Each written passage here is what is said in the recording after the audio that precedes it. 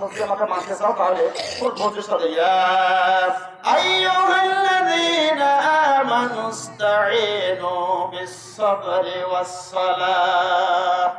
কত সুন্দর করে ডাক দিলেন আল্লাহ তাআলা, হে ঈমানদারগণ তোমরা অত্যন্ত ধৈর্য, অত্যন্ত তোমরা আমি আল্লাহর কাছে সাহায্য প্রার্থনা করো, যে বিষয়ে করো প্রার্থনা আমার কাছে প্রার্থনা অত্যন্ত ধৈর্যের সাথে প্রার্থনা করো এবং নামাজের মাধ্যমে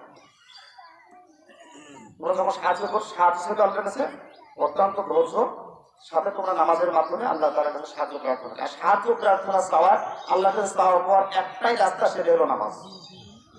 কথাটা আমার বুঝলেন? সূরা ফাতিহার ভিতরে সেই কথাগুলো দিয়েছে, সেই কথা দিকে আমি যাবো না। এর ভিতরে সাহায্যের কথা বলা আছে, সবকিছুর কথা বলা হয়েছে, যেহেতু মূল কোরআন সূরা ফাতিহা বলা হয়েছে, সবকিছু গোটা কোরআন শরীফটার সমস্ত কিছুর সূচি হলো সূরা ফাতিহা। বলি সুবহানাল্লাহ। আর যারা নিকটবন্ধ হবে অভিযান তাদেরকে এইভাবে বলে গেছে যে যারা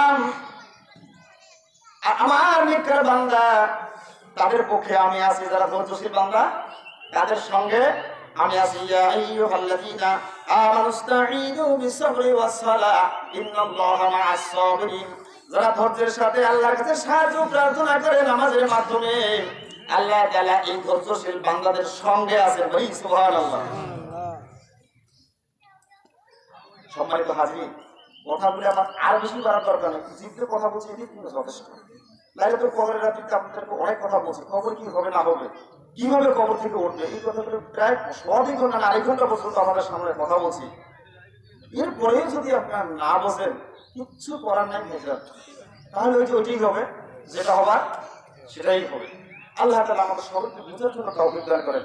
আমরা যদি নিজের থেকে না বুঝি, নিজেকে না শোধরাই, কোনোদিন কেউ ডাক দিয়ে শোধরাইতে পারবে না। আমি যদি নিজে ভালো না হই, কোনোদিন আমাকে কেউ ভালো করতে পারবে না। মুসলমানদের মধ্যে এবং কাফেরদের মধ্যে একটা ভাগ, সেটা হলো নামাজ। প্রথম আহ্বান আপনাদের জানাবো 5 ওয়াক্ত নামাজ। 5 ওয়াক্ত নামাজের সাথে ইসলামের যে হুকুমগুলো আছে এই হুকুমগুলো পালন করার জন্য চেষ্টা করব। চেষ্টা আমরা করতেই হবে, অপরিহার্য কর্তব্য। পবিত্র মাহের রমজান মাসের রোজা যেমন ফরজ, অপরিহার্য কর্তব্য করতে হবে। এইভাবে যত হুকুম আকাম আছে সবগুলো মানতে হবে। একটা মুমিন ব্যক্তি যারা হবে, একটা যদি মুস্তাহাবও হয়, এই মুমিন ব্যক্তির জন্য একটা মুস্তাহাব ফরজের মতো, ফরজ সমতুল্য। একটা মুমিন ব্যক্তি কোনো সময় নিজের দেওয়ার গিয়ে চলতে পারে না, আল্লাহ এবং রাসূলের যা আছে বিধিবিধান সেই মোতাবেক চলতে পারে। সম্মানিত হাজির, আমি সংক্ষিপ্ত কথা এখানে শেষ করছি।